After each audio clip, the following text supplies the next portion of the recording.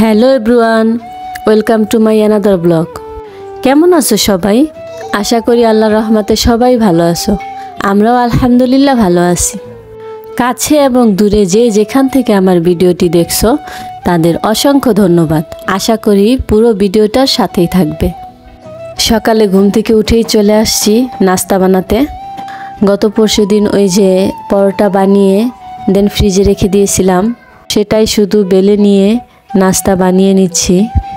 বিশেষ করে সকালে নাস্তা বানানোর খাবারটা যদি আগেই রেডি করা থাকে, ইনস্ট্যান্ট বানিয়ে নেওয়া যায় তাহলে খুব ভালো লাগে। কারণ সকাল সকাল ঘুম থেকে উঠে কিন্তু খুবই খিদা লাগে, বাট কিছু বানাতে ইচ্ছে করে না। যদি কোনো কিছু বানানো থাকে ফ্রিজে তাহলে খুবই ভালো লাগে। দেন নাস্তা করার পর সব কাজ করার এনার্জি চলে আসে। তো আমি নাস্তাটা তৈরি করে বেডরুমে চলে আসছি। তো আমার বেডরুমে সুন্দর একটা রোদ আসে, আর শীতের সময় রোদ কার না ভালো লাগে। আজকে নাস্তা করার জন্য আমি চা তৈরি করিনি, মাংস ছিল অ্যান্ড ডাল চচ্চড়ি ছিল। ভাবলাম এটা দিয়ে নাস্তা করে নেব, বাট নাস্তাটা কমপ্লিট করতে পারিনি। চার জন্য খুব কেমন যেন লাগছিল। চা না খেলে কেন জানি এখন ভালোই লাগে না। বেশ কিছুদিন যাবৎ চা খেয়ে আবার চা খাওয়ার অভ্যাসটা শুরু হয়ে গেছে। এই জন্য না আমি চা খেতে চাই না, চা খাওয়ার অভ্যাসটা ছেড়ে দিতে চাই। কারণ চা খাওয়া শুরু করলে দেন আর চা ছাড়া কিছুই ভালো লাগে না। তাই হাফ নাস্তা করে দেন আবার চা বানিয়ে নিয়ে আসছি। এখন লাগে কমপ্লিট লাগছে। তবে আমি যতটুকু সম্ভব দুধ চাটা একটু অ্যাভয়েড করি, রং চাটাই খাওয়ার চেষ্টা করি। এটা হেলথের জন্য ভালো। দেন চাটা বানিয়ে নিয়ে এসে নাস্তাটা কমপ্লিট করে নিয়ে দেন রান্নার কাজে চলে যাব। আলিফের এক্সাম শেষ, ওর এখন মাদ্রাসা ছুটি চলছে। ওকেও নাস্তা খাইয়ে দিয়েছি। আলিফের মাদ্রাসা যখন ছুটি থাকে তখন আস্তে আস্তে কাজ করলেও কোনো টেনশন থাকে না। ও বাসায় থাকলে একটু টেনশন ভীভাবে কাজ করতে পারি, কারণ মাদ্রাসায় দিয়ে আসার টেনশন থাকে না এবং নিয়ে আসার টেনশন থাকে না। এই জন্য তো আমি ওদের নাস্তা শেষ করে দেন আমি চলে আসছি রান্নার কাজে। আজকে আমি রান্না করব আলু অ্যান্ড গাজর দিয়ে একটা ভাজি অ্যান্ড মূলা ভাজি অ্যান্ড পোয়া মাছ ভুনা করব।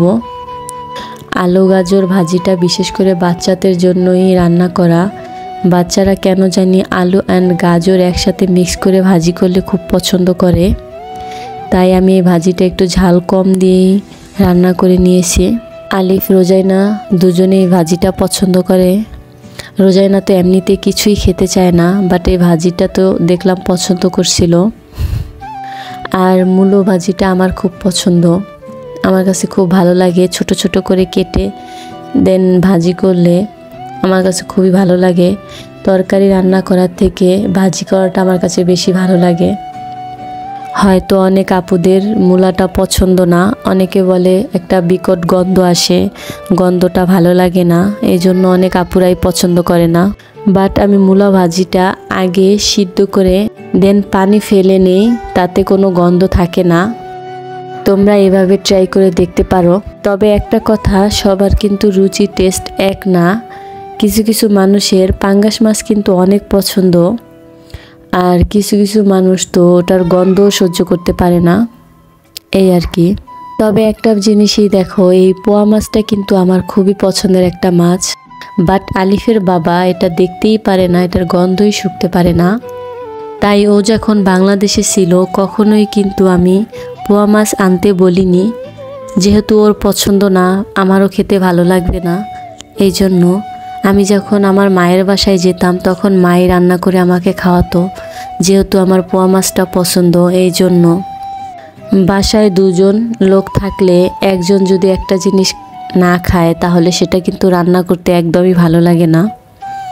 তাই সেটাই বলছিলাম যে সবার রুচি টেস্ট একরকম কখনোই হবে না, এটাই স্বাভাবিক। আবার দেখা যায় ওর যেটা পছন্দ সেটা আমার পছন্দ না, এরকমই হয়। তবে ম্যানেজ করে চলতে হবে। দেখা যায় আমি কিন্তু ছোট মাছ পছন্দ করি, খেতে পছন্দ করি, বাট বাচ্চারা খেতে চায় না বা খেতে পারবে না, কাটা যেহেতু বেশি, তাই আমি কিন্তু ছোট মাছ আনতে পারি না। আবার দেখা যায় যে এক্সট্রা রান্না করব 2 আইটেম, সেটাও পারি না। ছোট বাচ্চাদের নিয়ে ছোট মাছ কাটা দেন রান্না করা, সেটা কিন্তু অনেক ঝামেলার একটা ব্যাপার। তাই আমি কিন্তু খেতেও পারি না। তাই মায়ের বাসায় গেলে মা মাঝে মাঝে রান্না করলেই খাওয়া হয়, তাছাড়া খাওয়া হয় না। নারীদের জীবনই মেবি এরকম যে সারা জীবন চিন্তা করতে করতেই চলে যায় কে কী পছন্দ করে, কে কী খেতে ভালোবাসে, বাচ্চারা কোনটা ভালোবাসে, হাজব্যান্ড কোনটা ভালোবাসে, শ্বশুর শাশুড়ি কোনটা ভালোবাসে, সেই চিন্তাটাই সবসময় করে। বাট নিজে কোনটা ভালোবাসে সেটা আসলে চিন্তা করার টাইমই হয় না। তবে সেই চিন্তাটা করার জন্য আল্লাহ একজনকে পৃথিবীতে পাঠিয়ে দেয়, সেটা হলো তার বাবা মা। হোক রান্না কমপ্লিট করে দেন খাওয়া দাওয়া করে বাচ্চারা ঘুমিয়ে পড়ছে, তো আমি চলে আসছি আমার চার্জার ফ্যানটা ক্লিন করার জন্য। বেশ কিছুদিন যাবৎ শীত চলে আসছে, বাট ফ্যানটা প্রয়োজন হচ্ছে না। তো ফ্যানটা দেখলাম অনেক ধুলো জমে গেছে, তাই ভাবলাম ফ্যানটা ক্লিন করে রাখি। আরেকটা টিপস তোমাদের সাথে শেয়ার করি যে আসলে অনেকেই বলে, আমি শুনছি যে শীতের সময় ফ্যানে নাকি ব্যাটারি বসে যায়, ব্যাটারি নষ্ট হয়ে যায়, ফ্যান আর চলে না শীত শেষ হলে। শীতের শেষে ফ্যান নাকি খুব স্লোলি চলে। এই বিষয়ে যেমন আমার ছোট বোনের একটা ফ্যানই নষ্ট হয়ে গেছে শীত শেষে। আসলে এরকমটা হয় কিন্তু আমাদের ভুলের কারণেই, সেটাই আমি তোমাদের বলবো এরকমটা কেন হয়। আমরা অনেকেই কী করি, শীত যখন চলে আসে তখন ফ্যানটা হয়তো কোনো কাবার্ড বা বক্সে করে রেখে দিই। আমরা ভাবি যে এখন তো লাগবে না, তো যত্ন করে রেখে দেই। আসলে এটা কিন্তু ঠিক না। আমরা ফ্যানটা যেখানেই রেখে দেই, কিন্তু ফ্যানটা কিন্তু সচল রাখা অনেকটা জরুরি। বাংলাদেশে কিন্তু শীত বেশি দিন থাকে না, ওই 2-3 মাস থাকে। তো এর মাঝে আমি কি করি, 1 সপ্তাহ 15 দিন পর পর ফ্যানটা নামিয়ে দেন কিছুক্ষণ চালিয়ে রাখি।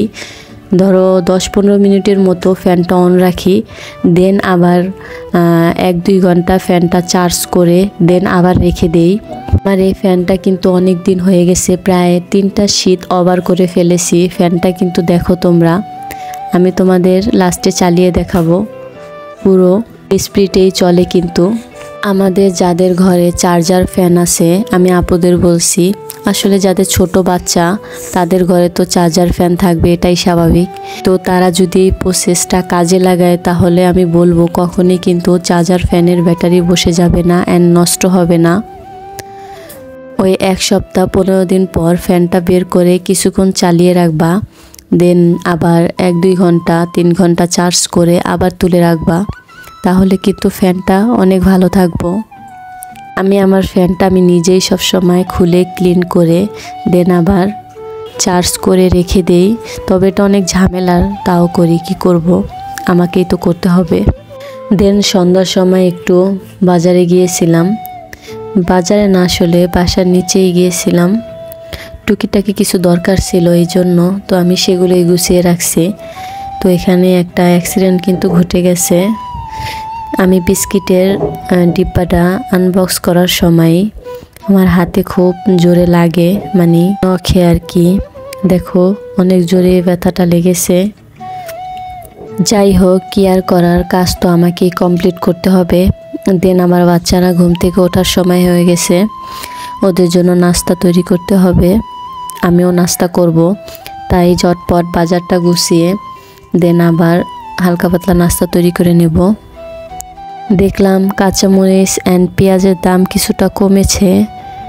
কিছুদিন আগে 1 পা কাঁচামরিচ 120 টাকা বিক্রি করছে, আর এখন 1 পা কাঁচামরিচ 20 থেকে 30 টাকায় দিয়ে দিচ্ছে। অনেক দাম কমেছে। তবে কাঁচামালের দামগুলোই দেখলাম ওঠানামা করে, অন্য কিছু দাম যেগুলো বেড়ে যায় সেগুলোর দাম দেখি আর কমে না। তো আমি যেভাবে কাঁচামরিচগুলো সবসময় এনে গুছিয়ে রাখি, সেভাবে গুছিয়ে রাখবো বক্সে। তো বক্সে থাকলে অনেক দিন খাওয়া যায়। আমার তো আর রোজ রোজ বাজার করতে যাওয়া পসিবল হয় না, তাই আমি সুন্দরভাবে গুছিয়ে রাখি যে নষ্ট না হয়। বিশেষ করে কাঁচা বাজার যখন বাজার থেকে আনা হয়, সুন্দরভাবে গুছিয়ে দেন শুকিয়ে রাখলে অনেক দিন খাওয়া যায়। 1 সপ্তাহ 15 দিন ইজিলি খাওয়া যায়। আর যদি এলোমেলোভাবে রাখা হয় তাহলে কাঁচামালগুলো খুব তাড়াতাড়ি নষ্ট হয়ে যায়। তো আমি রং চা বানিয়ে নিয়েছি। রং চাগুলো অনেকটা শুকিয়ে গেছে। চা চুলায় বসিয়ে রেখে বাজার গোছাচ্ছিলাম, এর মধ্যে একটু লেট হয়ে গেল। চাটা চুলায় ছিল তো বেশি শুকিয়ে গেছে, তো ব্যাপার না, বাচ্চাদের তো এমনিও আমি চা বেশি দেই না, এটাই এনাফ। তো আমি নাস্তা গুছিয়ে নিচ্ছিলাম। বাচ্চারা কলা খেতে চাচ্ছিল, এই জন্য বাজার থেকে কলা নিয়ে আসছি একটু বেশি করেই। তো bakery biscuit and packet biscuit দুইটাই নিয়ে নিলাম। ওদের তো বেকারি বিস্কিটে অ্যালার্জি আছে, খেতেই চায় না। তো আমি যখনই নাস্তা করি ওই বিস্কিট পাশে রাখাই লাগে। বিশেষ করে যেই বিস্কিটের লেয়ারে চকলেট আছে সেই বিস্কিটেই ওরা পছন্দ করে। বেকারি বিস্কিটও খায়, বাট খুব কম পরিমাণ। ওইটা থাকলে তো অন্য কিছু ওদের প্রয়োজন হয় না। তো নাস্তা করতে করতে আজকের ব্লগটি এখানেই শেষ করছি। দেখা হবে পরবর্তী কোনো ব্লগে। আল্লাহ হাফেজ।